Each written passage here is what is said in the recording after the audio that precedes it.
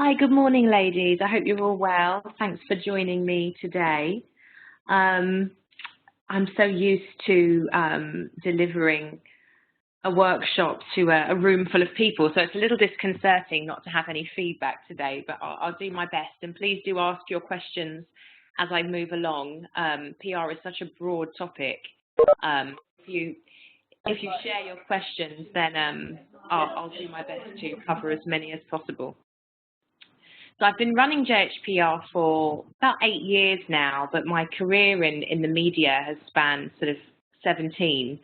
I began as a journalist and moved into public relations because I really discovered the power of visibility for my own business and wanted to share it with other small businesses and entrepreneurs.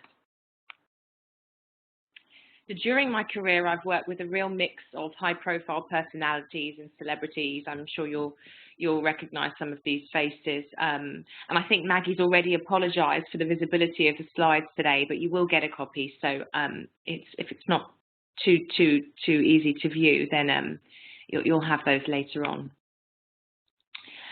So what PR does is it makes you visible, and it's so much more powerful than just allowing you to connect with your target audience. If you have a product which you want to be stocked on the high street, then PR is the tool with which you can make yourself appealing to buyers. If you're looking for investment in your business, then again, media coverage is extremely powerful in making you investable, because as we all know, investors invest in people as opposed to businesses. So PR is your tool for achieving that. And it's also about controlling your image and really sharing the story of the entrepreneur behind the business. People are buying into people much more so than ever now, because it's such a competitive market. So there's a bit of a fallacy around public relations, which is that it's something which is only for huge corporate companies with massive budgets, and that's just not the case. If you do run a business, then you should really start thinking about doing your PR right from the embryonic stage of your business life. And it doesn't need to cost the earth. So whether you're listening in today because you're interested in doing your own PR amongst your team, or it's something that perhaps you're considering engaging a PR agency and you're not quite sure what they should be delivering or what your own expectations should be, hopefully this will be useful on both counts. If you are going to do this yourself, then it all starts with the collation of your tools. And the press release is really the key tool that we use in public relations to share specific angles and developments throughout our business journey. So you'll create several press releases throughout your business life. It's not something that it isn't one size fits all. But ultimately, the standard template for a press release is about no more than 1.5 pages in length. And the most key information around which you want to impart should be succinct and snappy and compartmentalized within that first paragraph of your press release. The headline is the most important part.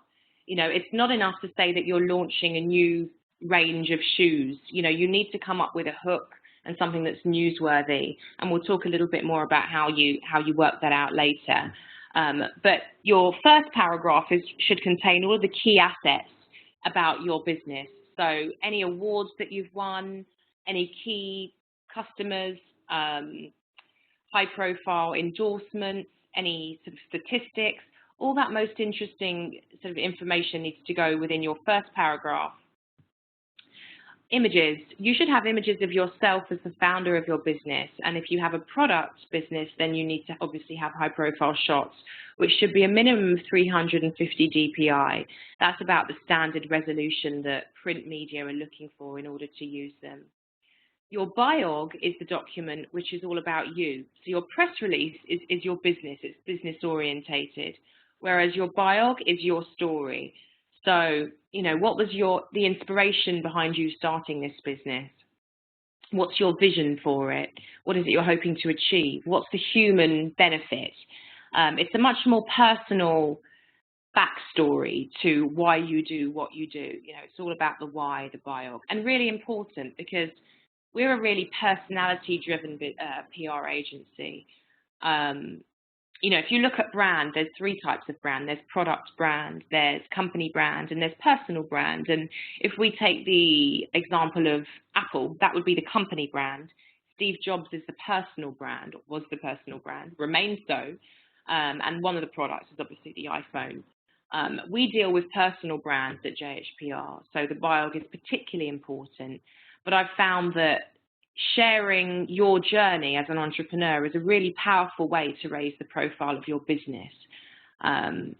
All of our clients have something that they're selling, whether it's a new book, whether it's a service agency, but we use them to promote their offering. Then your targeted media contact list really starts with really understanding who your target audience are, because once you really understand your audience, you'll then know the media that they digest, the radio stations they listen to, the Sunday paper, which is their preference. And then it's really about becoming the PR agent yourself. Familiarize yourself with that media, go and buy all the Sunday papers, trawl through those supplements and get familiar with all of those column opportunities, because as an agent, we have to read everything, and every section of every newspaper represents a PR opportunity for our clients. And then it goes without saying, but confidence, gumption goes so far, because there is no mystique around PR. What it is it's just human interaction. And if you're having a conversation with someone in the same way that you deliver your sales pitch in a really snappy, confident manner, your PR pitch should be no different.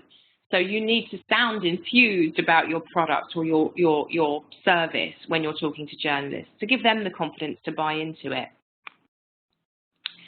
So within your press release, you may have heard this before, some of you, but you need to have the 5 W's, and that's who, what, where, when, and why.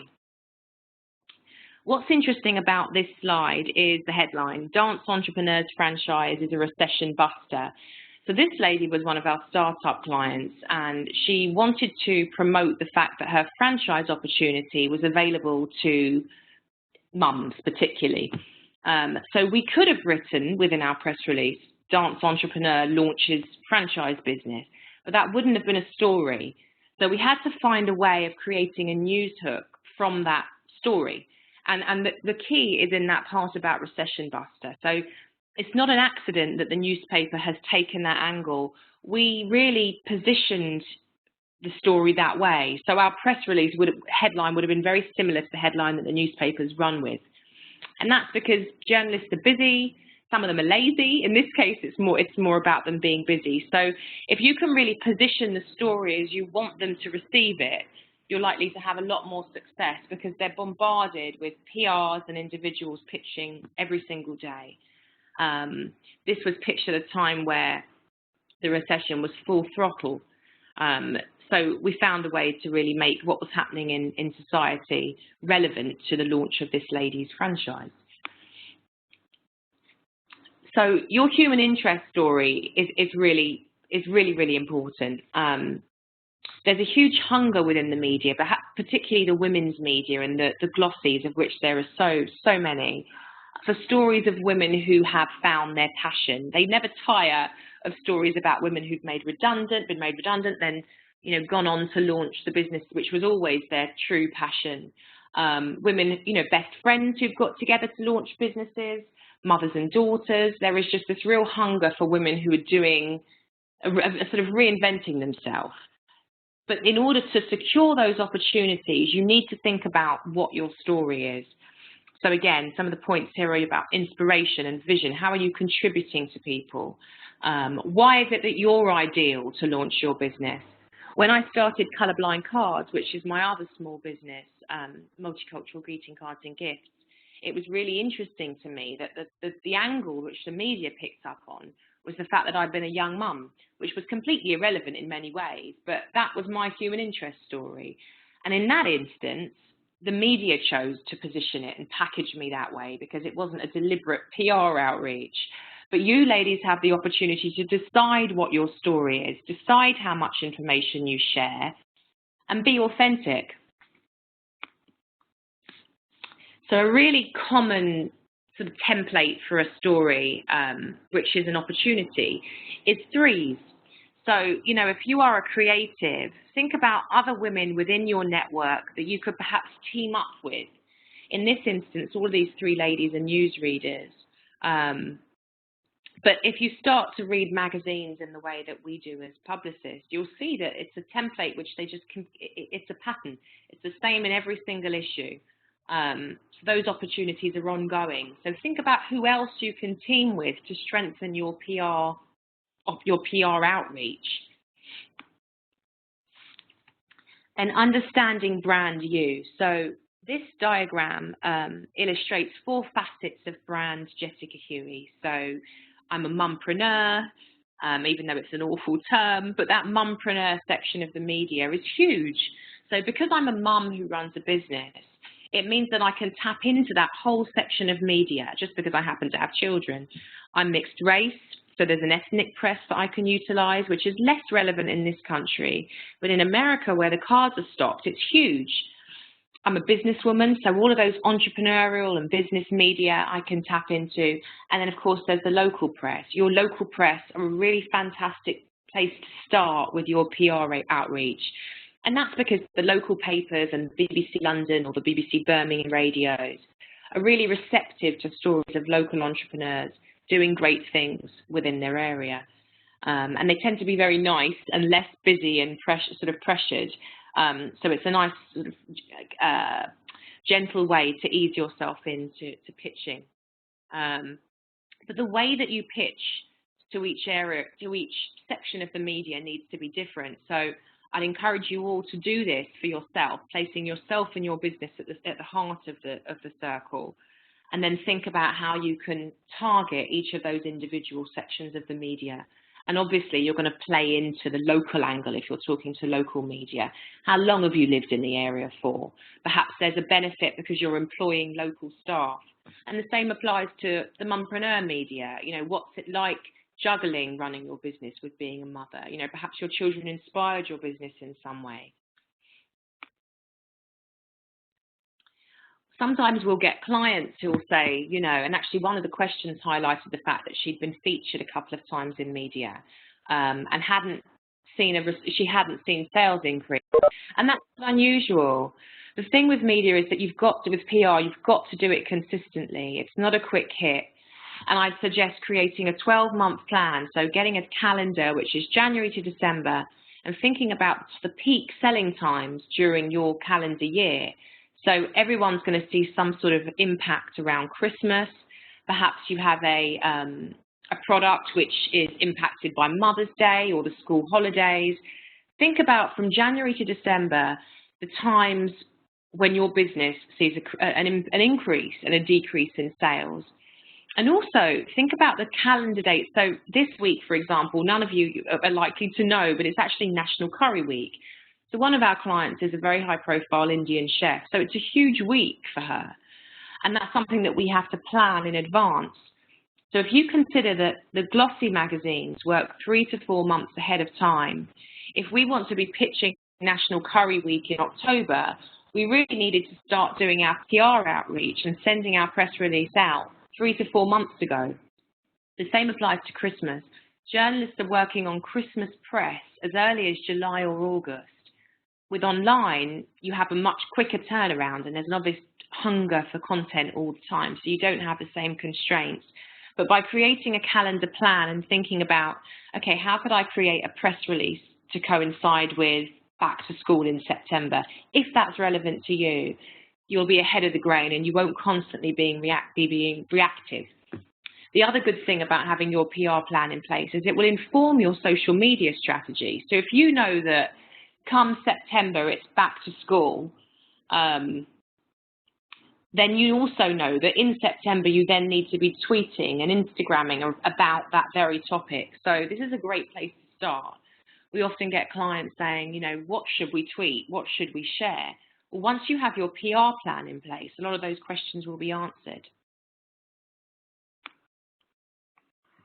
This is quite a popular diagram, which is or image story, which is a case study, which is also always sort of flagged up in PR workshops. This guy's Gerald Ratner, And he had this multi-million-pound jewellery business, which collapsed overnight when he referred to his own jewellery as crap. Sort of obvious thing that you wouldn't do, but he did, despite his level of success. And I think the story is that, you know, now more than ever with social media, authenticity is just absolutely imperative. You know, your audience will see through the branding messages which don't correlate with your own behavior. So it's so important to be really mindful that whatever you put out there, you really need to be living. And do think about your brand values and make sure that you're doing your best at all times to kind of live those.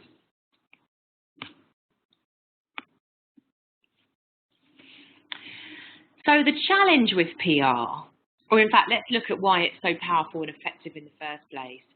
It's a third-party endorsement. So if you pay for an advert, everybody knows now that you've paid for that position, that full-page spread in the Sunday Times magazine.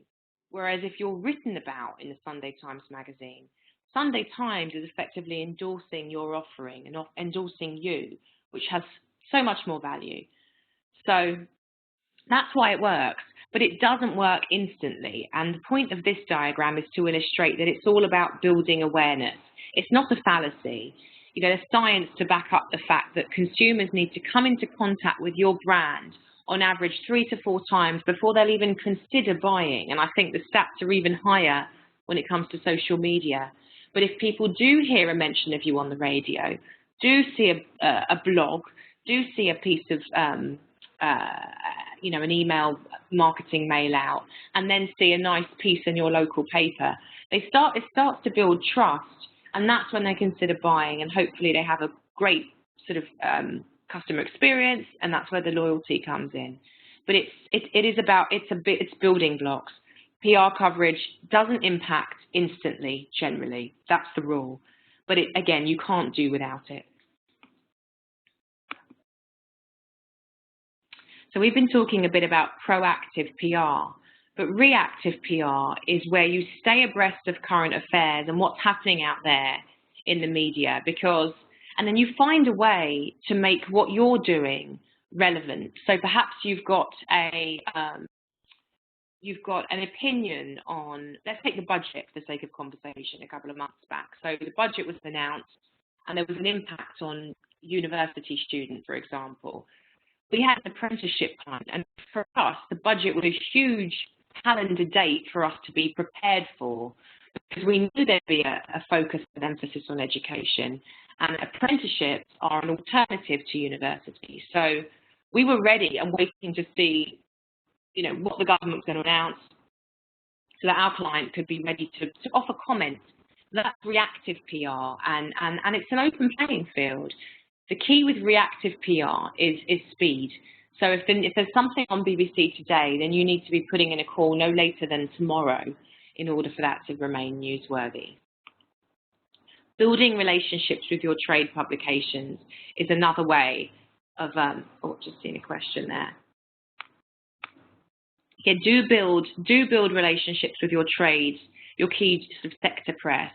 Give you an example with, so for me, it's PR week for JH Public Relations, and it's progressive greetings for my greeting card business. And those publications will support every area of your business as you grow. When I got my MBE last year, you know, both of those publications wrote about it, which was lovely, but it's because I've nurtured those relationships.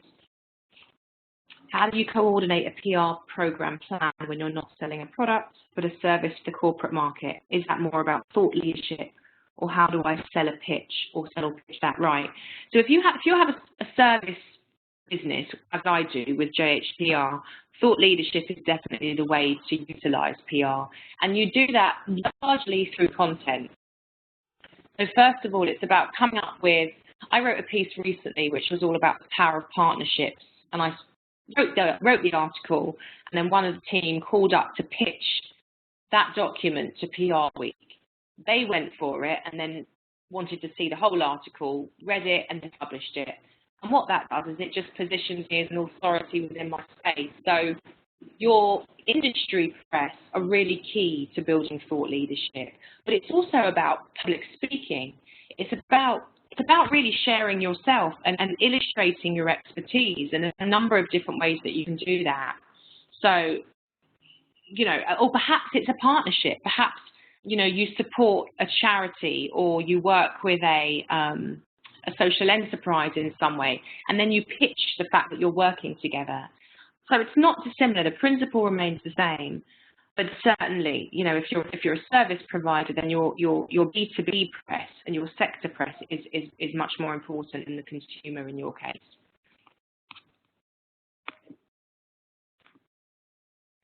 Business awards, relevant again for service providers as well as product-orientated businesses.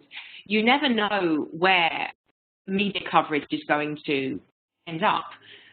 When I first won Daily Mail's Enterprising Young Brit for colourblind cards, the Daily Mail online wrote a piece of coverage about the fact that I'd won, and an American distributor happened to see it. So even before we were thinking about getting stocked internationally, we had the distributor come to us purely because of this article that was online. And that's really what's so exciting about making that jump and becoming visible through PR. So business awards, I think even when you're just starting out, if you're doing something which is innovative, which is new and fresh, do start to enter business awards, because it's another powerful way of securing media coverage, and also to create those assets which you then mention within the first paragraph of your press release. So we encourage our clients to understand their target audience in so much depth that they actually name them. So recently we had a client say, you know, our customer used to be Lulu, who shops in Waitrose for her weekly food shopping, and now it's Isabel, who shops in Selfridge's food hall. So she understands who her customers vote for, she understands the Sunday newspaper they read, where they do their grocery shop. And what that means, as fickle as it may sound, is that once you really understand your customer, you can speak to them and share the cultural nuances which they can relate to, which resonate with them. And the same applies to PR. Only when you really understand your customer will you know whether or not your story is a fit for the Financial Times or for Bloomberg or for both. So do that prep, and that will inform the media that you pitch to. And once you're targeting correctly, the media are much more likely to be receptive to your story. Often, you know, where we don't have success pitching clients is because the fit isn't quite right. So do spend the time really getting to grips with, you know, what is it that journalists that you're interested in write about? What are the topics that they're tweeting about? Follow them on Twitter. Get to understand where their interests lie. And then it's a way of you being informed before you even pick up the phone to pitch. I think if there's one thing that is incredibly powerful in growing a business, it's a partnership. And it also creates a talking point. So it creates a PR angle. To use colourblind as an example, when I first started out running the business, Disney was just bringing out The Princess and the Frog. And there was an awful lot of media coverage around The Princess and the Frog because it was Disney's first black princess. So here we were as a small multicultural greeting card business. And there was an obvious synergy between The Princess and the Frog because our cards were all about, you know, giving children representative images on greeting cards.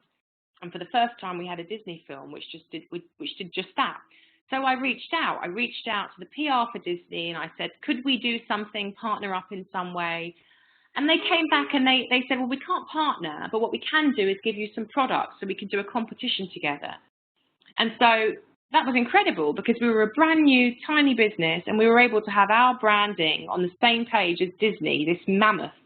And it just created a fantastic opportunity for us, for a lot of alignment for us, which you know, gave us gravitas, and it made them look pretty good, you know, supporting a small startup. So think about 5 brands who share your target audience but aren't competitors, and then think about how you might, you know, combine efforts. And don't be afraid to reach out and do think big. There's some amazing examples out there of partnerships. If you look at the UN and Uber, for example, it's quite random, but it's really worked for them.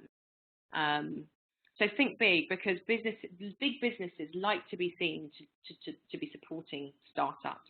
particularly in the current climate where, you know, supporting small businesses is the thing to do.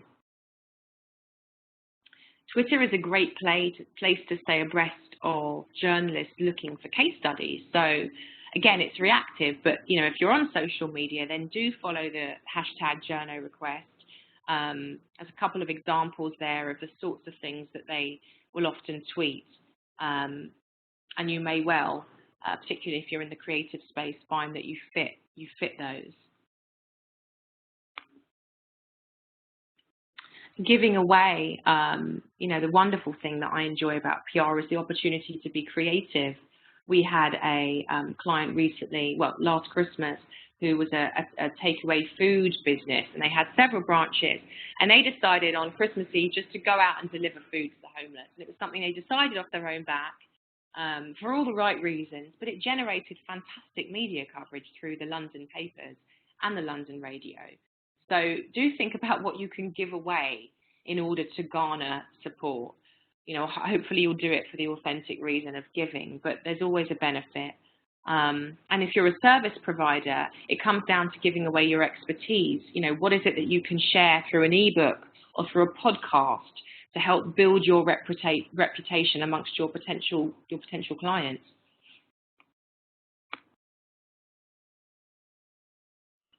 There are lots of, particularly for women, a couple of online websites and blogs to look out for are Smarter, and also the nextwomen.com, which is international and it's fantastic.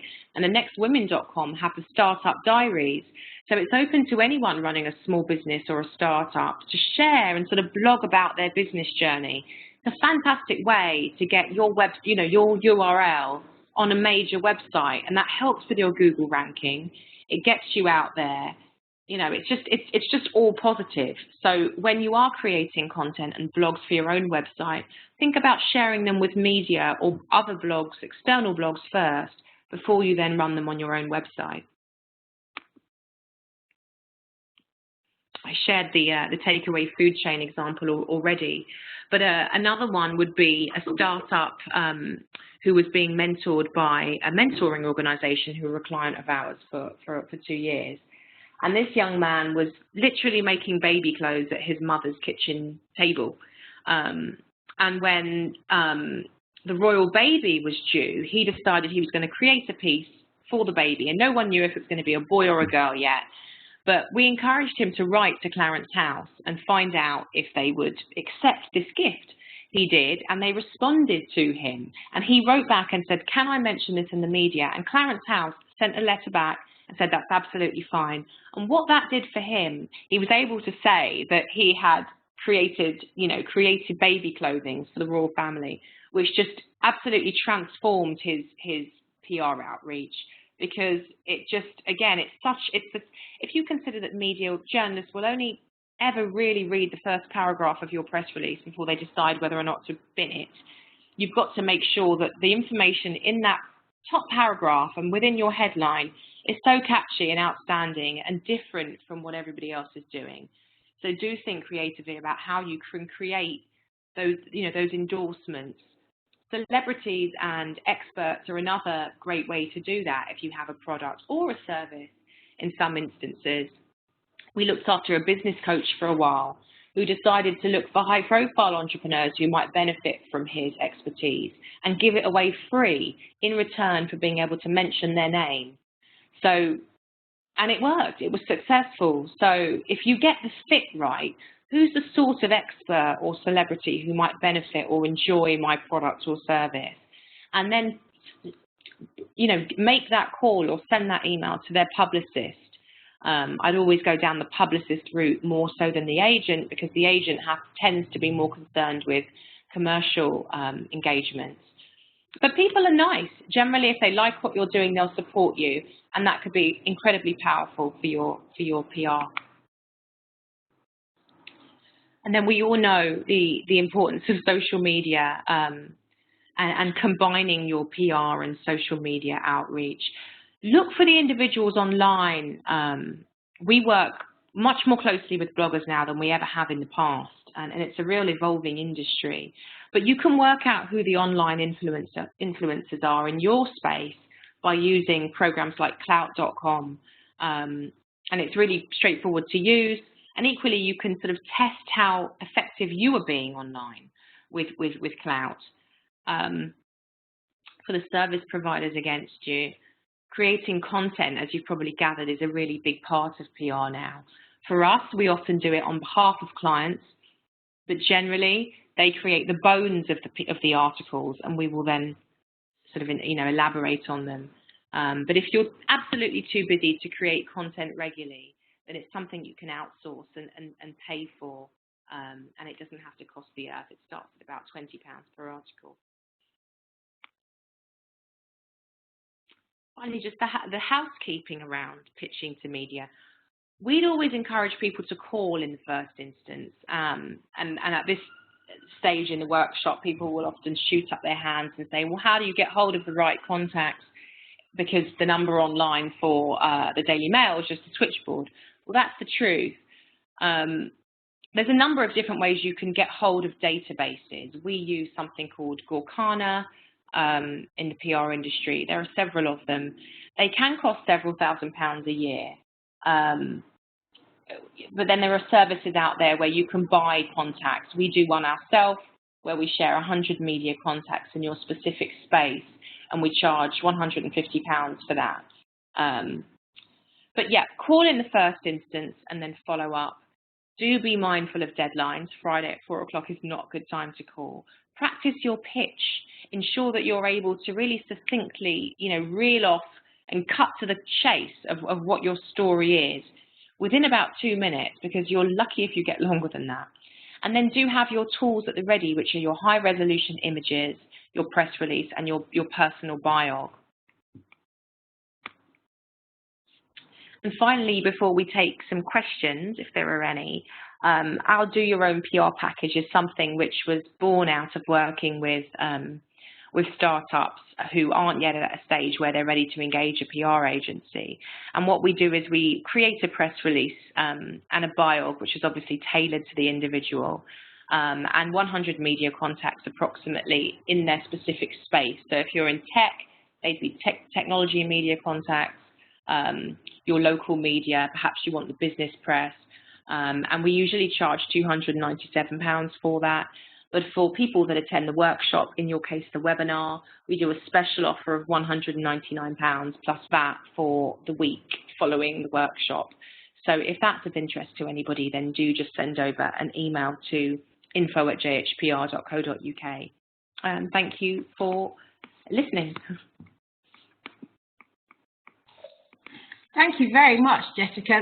That was fantastic. You covered so much in a short time, and I've been scribbling away notes here at this end for WEConnect, and I think some of the key things around making sure that your press release is going to hook, something newsworthy, and also looking into the column opportunities that are in the press that you want to be in. So your idea around kind of really trawling through what's in the Sunday papers, if that's where you want to be. I thought that was, spending a bit of time just really understanding the press where you want to be. That's fantastic. And I know journalists are busy and hard to get hold of, but if you position, as you said, if you position the story carefully, and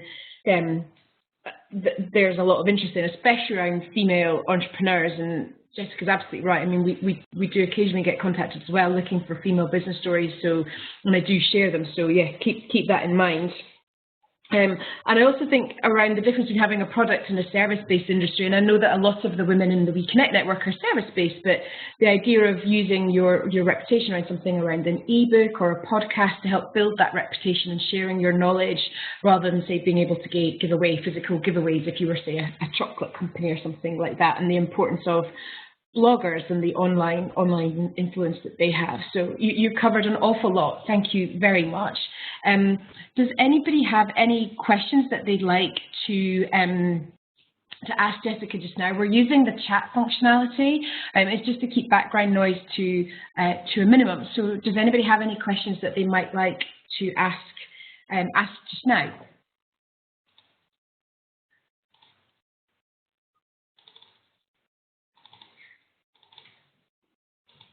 See, no.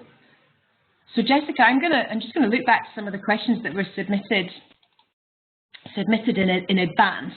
Do you have any top tips about following up with people? So for example, if you've kind of got in touch, you've sent some stuff, how is it to kind of follow up with journalists so that you're not necessarily pestering them, but you would like to get a response and find out a bit more about what the best way to kind of build a relationship with them?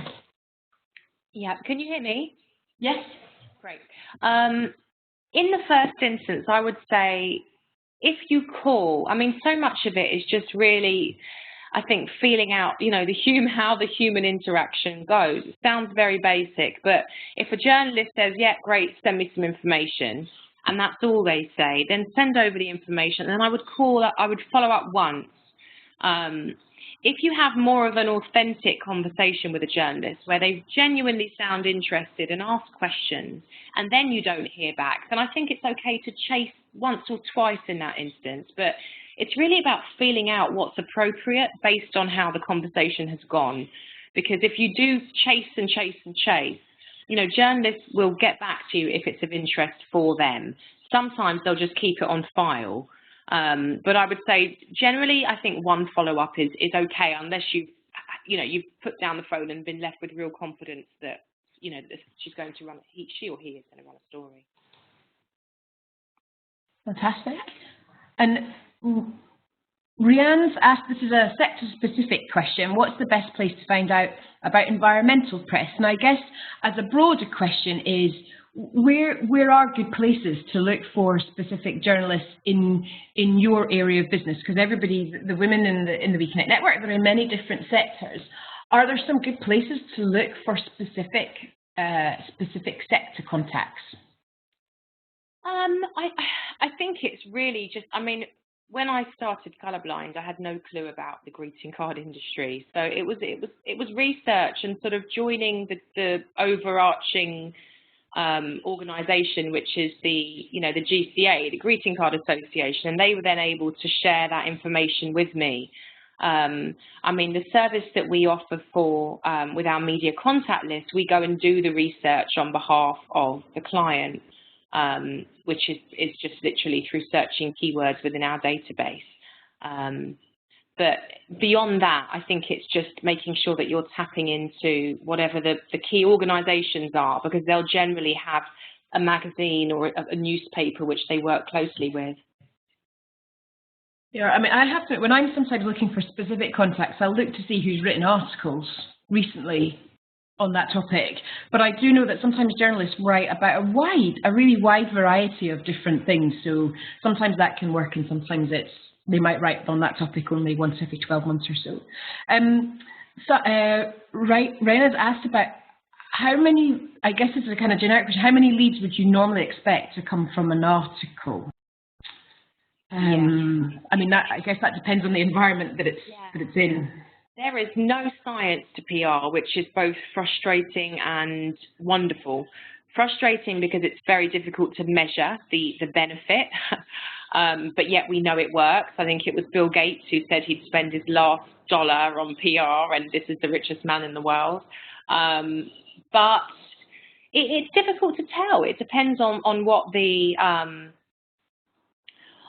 specific article is and when it's gone out. You know, it's really difficult to measure, and how powerful a story it is as well. Thank you. Lynn Cops posted a couple of questions in the chat functionality as well. I don't know if you can see them, but the first one is, how do you build a series of kind of, well, she's called them advertorial articles with a publication, but positioning yourself as a contributor and as an expert? What I guess that's two ways. How you build a relationship with a specific publication first off, but then building a series of articles. How far ahead would publications be interested in seeing things? And if you kind of pitch in with a full series, would that be welcome, or would it maybe be seen as being a bit pushy? Yeah, I think that, I mean, an advertorial would be a paid opportunity, and what we do as PR agents is we secure free editorial for clients. So an advertorial is something that you'd pay for directly with the publication. But I think if we're talking about PR and getting them to run a series of articles, then I think it just depends. It depends on whether we're talking about a national publication, in which case they're very unlikely to do that if they haven't got a sort of pre-existing relationship with you. But if we're talking about, to find a specific trade publication within your space who's already familiar with you, then they might be open to doing that. Fantastic. Lynn's also asked about whether your agency represents people for public speaking opportunities, and or whether there are reputable speaker bureaus. As I mentioned earlier, lots of the women-owned businesses that we work with, they're professional services and are experts in their fields, and I know that is one way of positioning your businesses by public speaking, so at conferences or for corporates and things like that. Have you got any advice around that and public speaking opportunities? Yeah, I think public speaking is a fantastic way to build your personal reputation, particularly in the service space. More and more, the remit of PR agencies is evolving, and it is something that we do for our clients, but we do it, and generally those opportunities are unpaid. So it's important to stress that until you get to a stage where your reputation precedes you, you're unlikely to be paid for those speaking opportunities, particularly if we're pitching them to major organisations, because they're a PR opportunity, and often the organisation will generate some visibility for you off the back of you giving your time for free. There are some very good speaker bureaus out there, but again, in my experience, it's about there's an awful lot of groundwork that you really should do off your own back in terms of building your reputation in the area that's key to you before you consider going to a speakers bureau, because at that stage, if you don't have a reputation, then you're going to get lost beneath the bigger names and end up a bit frustrated. But yeah, more and more it's something that we do for clients, as well as sort of things like arranged demo opportunities, whether it's the National Cake Show or, a Harrods book signing. It all comes within our remit now. Fantastic. Thank you very much. If anybody else has got any more questions they want to submit on the chat function, please do use that. I'm just going to refer back to some of the questions that were submitted in beforehand.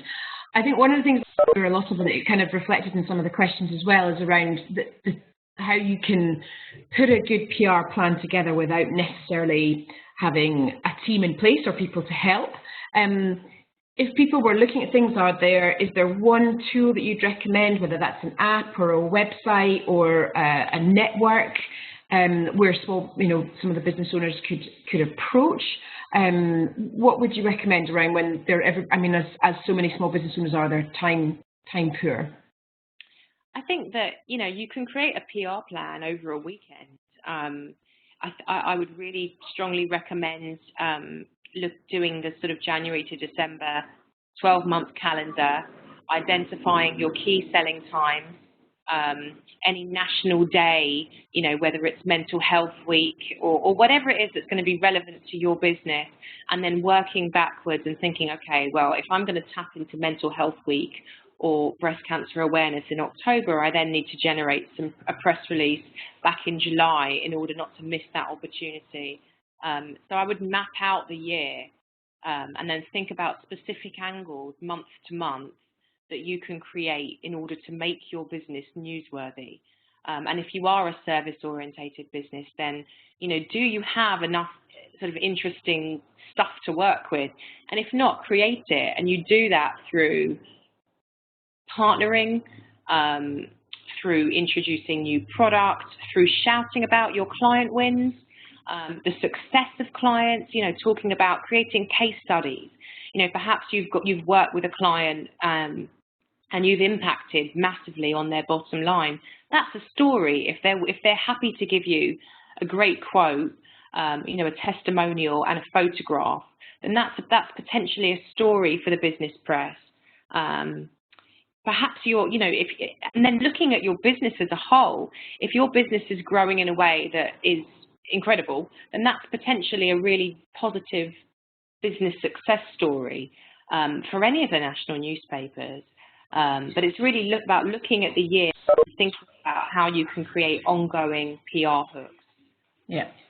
One of the things that I'm a big believer in, and I certainly share these opportunities when I see them, and you did touch on this, is the importance of looking at awards.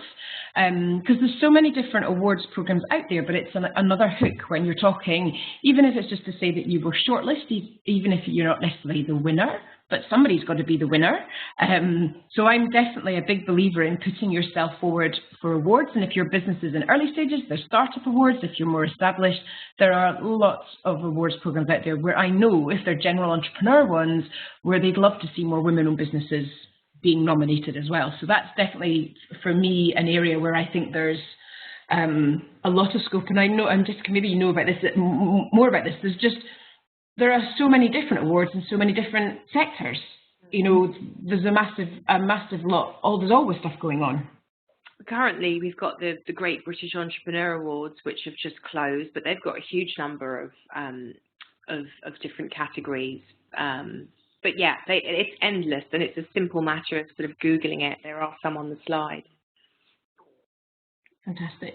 And I know that Paulette's asked if you can share more about do your own PR package. So yes, I will. When I send out the follow-up note with the copy of the slides and the recording, I will put more details onto that about what that's included. And as Jessica said, that's available at the price of $199 plus VAT until Tuesday next week. But I'll put that all in the follow-up email. And if you're interested, as Jessica said, you can just contact info@ghpr.co.uk. I'm just seeing if there's any. I think we've covered off a lot of the questions that were submitted in advance. I know one of the things for me, as most of you know, running the WEConnect campaign here in Europe, I work quite often on my own, but brainstorming sometimes with others, or even just maybe getting some friends together for an hour and offering them maybe a glass of wine to have a chat and discuss some ideas. I think there are ways that you could come up with some things to put into, say, a calendar of events. PR events over a certain amount of time, and it's not necessarily always having to rely on yourself, but think about who you might be able to approach for some ideas, and just keeping an eye on the business press and your own professional sector press about things that might be interesting. But let me just have another quick look at these questions. But I think we've kind of covered most of the key themes in the questions that were submitted in advance. I know people, and you touched on this already about where to find the media contacts, but Jessica, we've kind of covered that already, haven't we, in terms of looking in the press, and then you have, what was the package that you said you have an offer around press contacts? Well, we do a 15-minute call to really understand what the client's objective is in terms of this PR. What is it that they're hoping to achieve? Are they trying to get investment, or do they literally just want to sell more? And then we work out the best media contacts for them based on their objective, regardless of the sector. So it's 100 media contacts, and it's usually £150, but it comes within the special offer. Okay. Yeah, but otherwise there's a certain amount that you can find online. It just takes longer to do. So yeah. That's great. Well, if there aren't any final questions, I think we'll bring the session to a close. Jessica, thank you very much for sharing your expertise with us this afternoon. A brilliant kind of overview of PR for the women-owned businesses. Obviously, this has just been a 45-minute snapshot. Obviously, PR is a really big topic, but thank you so much for presenting for us. As I said to everybody, we'll share the slides, and if you do have any further queries, you can contact Jessica on the info@ghpr.co.uk email address. So thank you very much, everybody, for joining us this afternoon. And Jessica, a big thank you again to you for sharing your time and your expertise with us this afternoon. So thank you very much, everybody. Thank you. Brilliant. Thanks, everyone. Thank you. Thanks, guys.